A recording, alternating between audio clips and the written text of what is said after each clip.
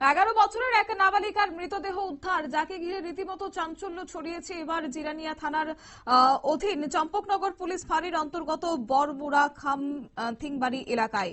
এই ঘটনার তদন্তের স্বার্থে জিজ্ঞাসাবাদের জন্য দুজন নাবালককে আটক করেছে জিরানিয়া থানার পুলিশ। রবিবার রাতে সংবাদ মাধ্যমের মুখোমুখি হয়ে এই তথ্য জানিয়েছেন জিরানিয়া থানার ওসি। তবে স্থানীয় সূত্র মারফত যে বিষয় জানা গেছে, 11 বছরের ওই নাবালিকাকে ধর্ষণের পর খুন করে বরমুড়া খামথিংবাড়ি এলাকায় ফেলে দেওয়া হয়েছে।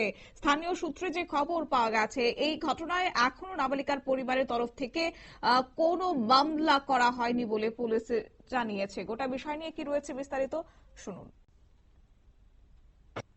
খবর আসে যে খামথিংবাড়ি বরমুড়া খামথিংবাড়িতে একটা বাচ্চা মেয়ের মৃতদেহ পাওয়া গেছে। তো এই খবরের ভিত্তিতে আমাদের চম্পকনগর আউটপোস্টের ওসি নমস্কার স্পটে যান, গিয়ে দেখেন যে ঠিকই একটা বাচ্চা মেয়ের মৃতদেহ জঙ্গলে পাওয়া গিয়েছিল। ওই মৃতদেহকে বাড়ির লোকজন তাদের বাড়িতে নিয়ে এসেছে। ওই ঘটনারই আমরা তদন্ত করছি। যেটা মৃতদেহের যেটা বয়সটা কত? যে মেয়েটা মারা গেছে তার নাম বলবো না আমি, বয়স 13 বছর। 11 বছর। বাড়ি ওনার গার্জেনরা অভিযোগ করছে থানাতে? না, তারা এখনো অভিযোগ করেনি, আমরা তদন্ত করছি। কেউ বা কারা আনছেন থানাতে? তদন্তের স্বার্থে জিজ্ঞাসাবাদের জন্য আমরা দুজনকে এনে রেখেছি। দুজন নাম দাম জানেন? যারা এনেছে তাদেরও তো নাম বলতে পারবো না, যেহেতু তাদের বয়স 18-র নিচে আছে, আমি তাদের নাম বলতে পারবো।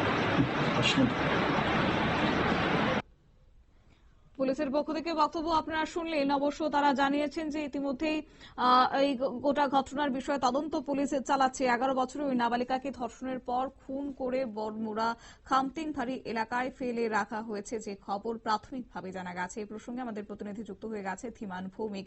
ধীমানের কাছে যাব। ধীমান, এখনো পর্যন্ত আপডেট কি রয়েছে যদি একটু তুলে ধরো। হ্যাঁ, দেখো, এই চম্পকনগর থানাধীন যে বরমুড়া যে খামথিংপাড়া এলাকা রয়েছে, সেখানে গতকাল 12:30টার সময় জিরানিয়া থানার পুলিশ এবং চম্পকনগর থানার পুলিশের কাছে খবর আসে একটা লাশ পড়ে রয়েছে। তখন তারা যথারীতি সেখানে যায় ইন্সপেকশনে এবং গিয়ে দেখে সত্যি সত্যি এখানে একটা 11 বছরের নাবালিকা মেয়ের দেহ পড়ে রয়েছে এবং তারা সেটাকে উদ্ধার করে এটা দিতে পাঠায় সন্ধ্যার সময়। কিন্তু আমরা পুলিশ আমাদেরকে কিছু জানায়নি এরকম। সেটাকে আমরা জিজ্ঞাসা করেছিলাম এই যে খুনের যে মোটিভ বা খুন কেন করা হয়েছে সেই ব্যাপারে পুলিশ কিছু বলেনি। কিন্তু আমরা স্থানীয় সূত্রে জানতে পারি ধর্ষণ করার পরেই এই মেয়েটাকে খুন করা হয়েছে, স্থানীয়রা আমাদেরকে জানায়। কিন্তু পুলিশ এই ব্যাপারে কিছু বলেনি। তবে পুলিশ জানিয়েছে দুজনকে সন্দেহমূলক ভাবে আনা হয়েছে ব্রট ফর ইন্টারোগেশন, তাদেরকে জিজ্ঞাসাবাদের জন্য। তাদের থেকেই সত্যতা উঠে আসবে বলে জানায়। কিন্তু নাম মেয়েটার নাম এবং দুটো যে যাদেরকে নিয়ে আনা হয়েছে জিজ্ঞাসাবাদের জন্য, তাদের নাম আমাদেরকে জানায়নি, যেহেতু তারা 18 বছরের নিচে মাইনর, সেই জন্য। তবে আজকে দুপুর 1টার সময় জিবি থেকে মেয়েটার লাশ দিয়ে দেওয়া হয়েছে পরিবারের হাতে। কিন্তু পোস্টমর্টমের রিপোর্ট এখনো থানায় যায়নি। তো পোস্টমর্টমের রিপোর্টের পরেই মানে সত্যতা যাচাই হবে যে এটা কি ধর্ষণ করে খুন করা হয়েছে নাকি অন্য কোনো কারণ। তবে এই ঘটনার নেপথ্যে পুলিশ যে কথা বলেছেন যে নাবালিকার পরিবারের তরফ থেকে নাকি এখনো পর্যন্ত কোনো মামলা করা হয়নি, তার পেছনে কি কোনো কারণ রয়েছে? এখনো পর্যন্ত পুলিশের পক্ষ থেকে কি জানানো হয়েছে? পুলিশের পক্ষ থেকে নাবালিকা পরিবার এখনো মামলা করেনি, সেটা আমাদেরকে জানিয়েছে। কিন্তু কেন করেনি এই বিষয়টা আমরা স্থানীয়ভাবে জানার চেষ্টা করেছিলাম এবং স্থানীয়ভাবে জানা যায় পরিবারটি খুবই গরিব এবং তাদেরকে নাকি ভয় হুমকি দেখানো হচ্ছে যে এই ব্যাপারে কোনো পুলিশকে যেন মুখ না খুলে বা কোনো মামলা না করে। পরিবারটি চাপের মধ্যে রয়েছে। কিন্তু যেহেতু এটা জনজাতি এলাকার বিষয়, সেই ব্যাপারে পুলিশও তেমন কিছু মানে খুলে বলতে চাইছে না। আমাদের যতটুকু সম্ভব মেয়েটার পরিবারকে ভয় ভীতি দেখানো হচ্ছে এবং তারা খুবই ইনতান্ত্রিক, খুবই গরিব এবং তারা এটা ধারণা করছে যে মামলা করতে হলে কোর্টে যেতে হবে, পুলিশের টানা হেঁচড়া হবে। এই একটা মানে অস্বস্তিকর পরিবেশ কায়েম রয়েছে এলাকায়। তবে আর্থিকভাবে পিছিয়ে থাকার কারণে কি এইভাবে এই যারা ধর্ষকরা, যারা অভিযুক্তরা রয়েছেন, তারা এইভাবে পার পেয়ে যাবেন? পুলিশের পক্ষ থেকে কোনো ধরনের উদ্যোগ কি গ্রহণ করা হবে আগামী দিনে অভিযুক্তদের ধরতে? হ্যাঁ, মূল প্রশ্নটা এখানেই। আমাদের রাজ্যে এরকম বিভিন্ন এলাকাতে বিভিন্ন রকম ঘটনা ঘটছে। যারা মোটামুটি অর্থনৈতিকভাবে স্বাবলম্বী বা যাদের একটু ক্ষমতা রয়েছে, রাজনৈতিক প্রভাব রয়েছে, তারা এই কেসগুলা হ্যান্ডেল করতে পারে ভালোভাবে। কিন্তু পুলিশ এখানে সুমোটো কেস, স্বতন্ত্রভাবে কেস নিয়ে যদি এগোয় তাহলে মামলার কিছুটা সুমোটো কেসে আগে তদন্তের কিছুটা আভাস পেতে পারি আমরা। কিন্তু এখানে পরিবারটা তো এতই গরিব যে তারা কিছু মানে করতে চাইছে না। এই হচ্ছে মূল ঘটনা।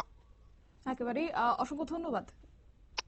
আমাদের প্রতিনিধি বিস্তারিত বিষয় তুলে ধরেছে। অবশ্য এই মুহূর্তে পুলিশের পক্ষ থেকে জানানো হচ্ছে নাবালিকার পরিবারের পক্ষ থেকে কোনো ধরনের মামলা সেখানে করা হয়নি, তবে পুলিশ নাবালিকা এবং আটক দুই নাবালকের নাম ঠিকানা সংবাদ মাধ্যমে জানাননি। এতে ধারণা করা হচ্ছে ধর্ষণ করে এই নাবালিকাকে খুনের দাবির সত্যতা সেখানে থাকতে পারে। তবে যাই হোক, এই ধর্ষণের মতো রীতিমতো ন্যাক্কারজনক ঘটনা আরো একবার ঘটে গেছে রাজ্যের বুকে, তা অত্যন্ত নিন্দনীয় বলেই এবার মনে করছেন যারা সচেতন নাগরিকরা রয়েছেন।